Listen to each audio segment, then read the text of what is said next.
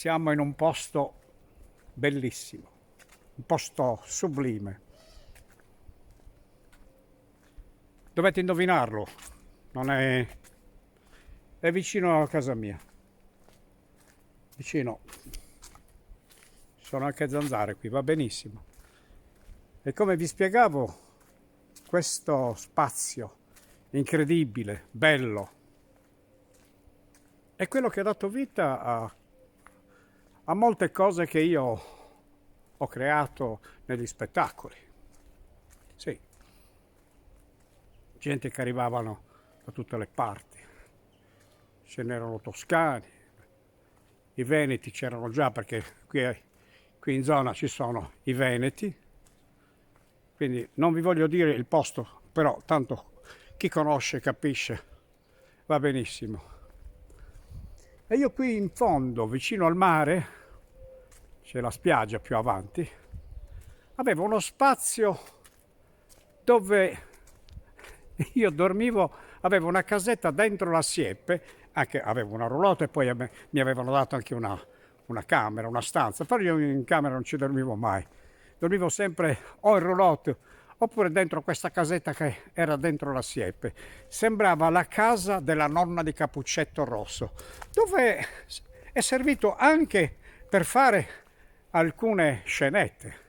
Infatti, ricordo la mamma di questa ragazzina che era un po' scaltra, questa ragazza, che la mamma l'aveva rimproverata e la mamma gli diceva: digli la verità a mamma, dai. Dì la verità a mamma, mamma è un'amica, è vero che tu ti sei incontrata con quel ragazzo? Mamma, è vero, sì. Vedi come sei.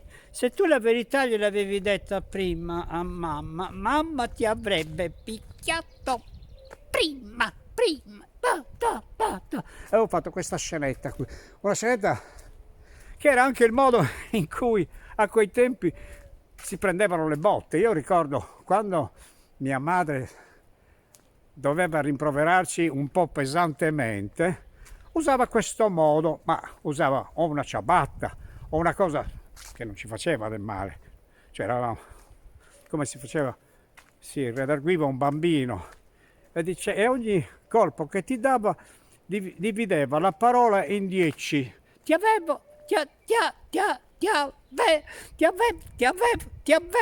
detto che questo non si deve fare, questo no. E questa parola non finiva mai, allora l'aiutavo io. Te l'avevo detto! No, allora riprendeva da capo. Era una cosa incredibile questa. Adesso non mi ricordo, si passa di qua. Stiamo andando verso Villa Pomodoro. Villa Pomodoro era un nomignolo che mi era stato appioppato a questa casetta perché in questo spazio vicino al mare avevo piantato i pomodori, ma venivano su dei pomodori che erano paurosi, dei pomodori buonissimi. I turisti inizialmente venivano: oh bravo, complimenti, ti sei piantati i pomodori, va benissimo, saranno buoni. E allora fai quell'errore di lo assaggi, gli assaggi, diciamo, cari miei, gli passavano la mattina presto quando andavano in spiaggia, al rientro quando scendevano a pranzo, quando riandavano al mare li ripassavo. Insomma, alla fine questo Villa Pomodoro l'ho dovuto smontare i pomodori perché non era possibile. C'erano dei pomodori belli pronti da coglierli, come ti voltavi dall'altra parte quei pomodori non c'erano più,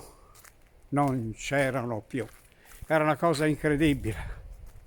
Mi piace questa passeggiata, vi sto portando con me così, stiamo andando verso il mare. Il mare è vicino qua. Qui poco tempo fa, parlo di 2 anni fa, è stato un incendio terribile. Siamo proprio arrivati al bordo di dove hanno spento il fuoco. In questa zona qua hanno spento il fuoco, guardate gli alberi come sono ridotti, e ha proprio sfiorato questo posto. Gli alberi qui sono tutti distrutti, guarda, tutti, non hanno più nessun verde, sono tettri, è una desolazione. Meno male, dico, che quella volta lì era pieno di gente, la gente hanno dovuto evacuare. Comunque, parliamo d'altro. Ok, ci stiamo avvicinando a Villa Pomodoro, che ormai non c'è più niente di Villa Pomodoro, è sparito completamente tutto. Sì, ci stiamo avvicinando sempre di più al mare. Sentite il profumo, qui i pini sono rimasti intatti, i pompieri sono arrivati in tempo e hanno salvato il salvabile. Molto bene, stiamo arrivando a Villa Pomodoro. Qui era il pensatoio mio. Io mi mettevo qua, pensavo, sì, pensavo tutto quello che vi davo, lo pensavo qua. Allora, Villa Pomodoro era che mi hanno rovinato tutto. Ecco, verso là bisogna andare. Mi hanno rovinato tutto qua. Oh yes. Oh yes. Oh sì. Molto bello. Ci avviciniamo al mare, poi vediamo il resto. Oh sì. Stiamo andando verso la spiaggia.